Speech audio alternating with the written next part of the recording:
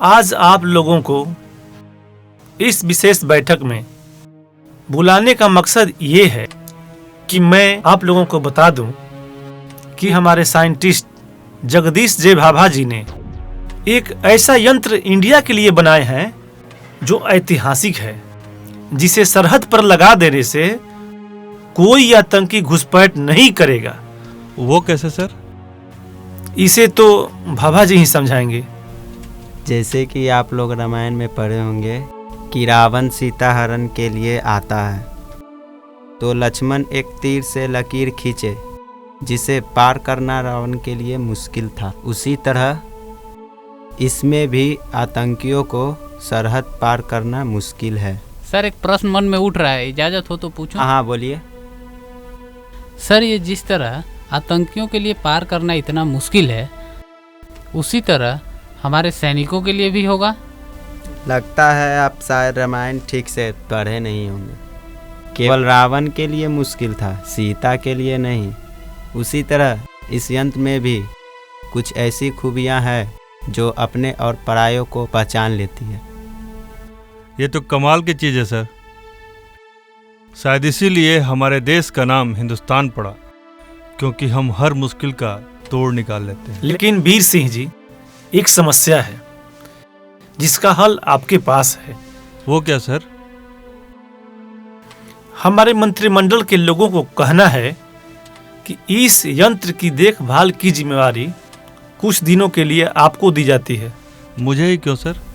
क्योंकि आपकी वीरता पर सबको भरोसा है। याद है वो दिन जब आप अकेले घुसपैठियों के छक्के छुड़ाए थे? जी ठीक है सर, जैसा आपका आदेश हो। Okay okay. हाँ कहाँ? हाँ खालिद, पहुँचते हैं।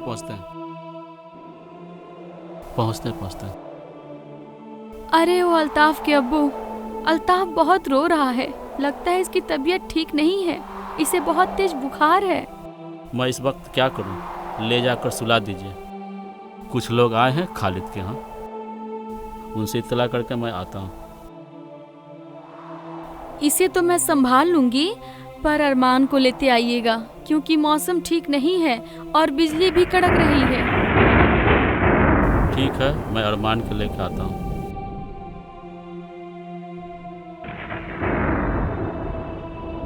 अल्लाह जाने इस बच्चे का क्या होगा। उसे तो वो अपने ही जैसा बनाएंगे। मेरी जिंदगी तो इनके साथ खून खराबा में ही बीत गई। अब इस बच्चे का अल्लाह ही मालिक है।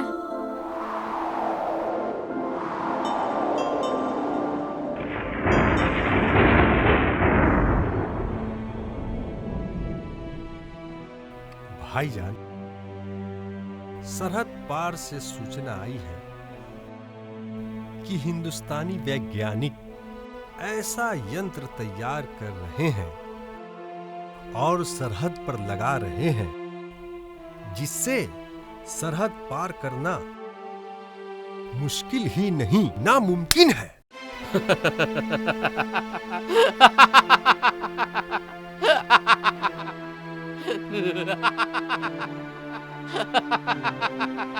तो क्या हुआ?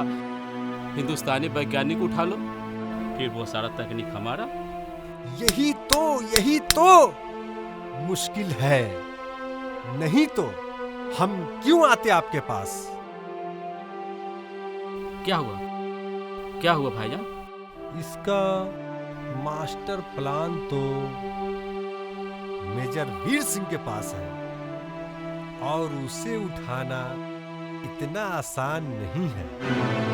उसी नामुमकिन को मुमकिन बनाना मेरा काम है, क्योंकि मेरा नाम जाफर है, जिससे पुराना से पुराना जंग छूट जाता है।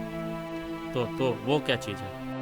जाफर साहब, अब हम लोग को चलना चाहिए क्योंकि बेगम अकेली होगी। बैठिए भाईजान, बैठिए। बाहर बहुत बारिश हो रही है, बहुत आंधी तूफान है जोर का। कल सुबह चले जाइए। भाईजान गजब हो गया। क्या हुआ? कैसे बताऊं? आप इधर आए और उधर अचानक तेज तूफान आया और हमारे बहुत से साथी बाढ़ में बह गए। भाभी जान और बच्चे का कोई पता नहीं। संभालिए अपने आप को जाफर साहब, संभालिए। शायद अल्लाह को ही मंजूर था। संभालिए अपने आप को।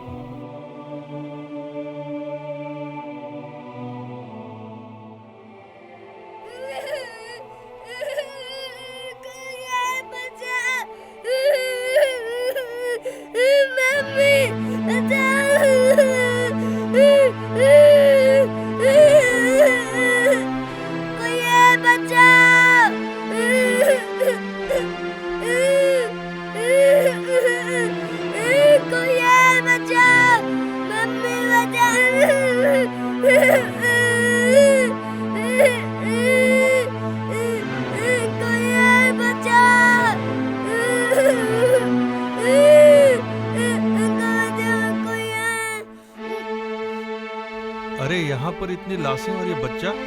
सर ऐसा तो नहीं, बॉर्डर पार जो बाढ़ आई उसमें आतंकवादी बह के आए हो। सर ये तो ऐसे चुप हो गया जैसे लग रहा आप ही का बेटा हो। वैसे भी आपको कोई औलाद नहीं, शायद भगवान ने इसको इसीलिए आपके पास भेजा है। तुम बातें करना छोड़ो, इससे पहले कि मीडिया वाले यहाँ आ जाएं और इसे आतंकवादी का बच्चा कहें, हम इसे यहाँ से ले चलते हैं। आज से दुनिया इसे अर्जुन वीर सिंह के नाम से जानेगी। चलो।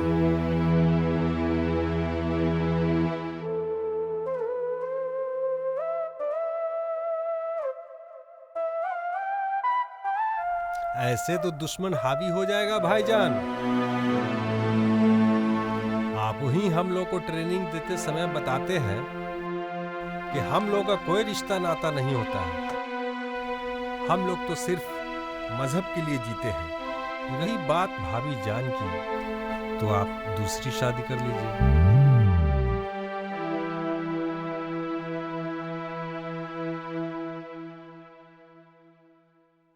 भाईजान, भाईजान, गजब हो गया। लगता है बेगम साहिबा अब इस दुनिया में नहीं रही। देखिए उनकी तस्वीर इस पेपर में।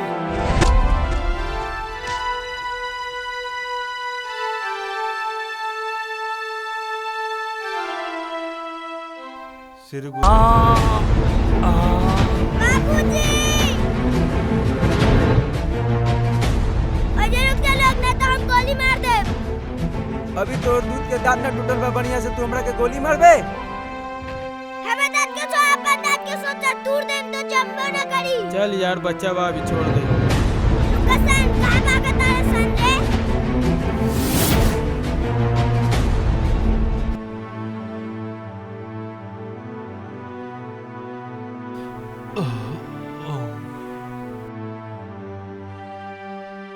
अर्जुन किधर गया? इधर गया। किधर? इधर।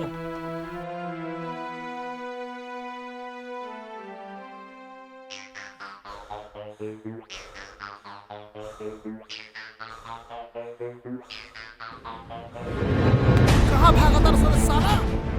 अबे साला रुक। वाह बेटा वाह, बड़ा बहादुरी के काम कर। ये तो कुछ नहीं के बाबूजी। चल। फुल मूवी देखे खातिर अभी सब्सक्राइब करी दंगल प्ले।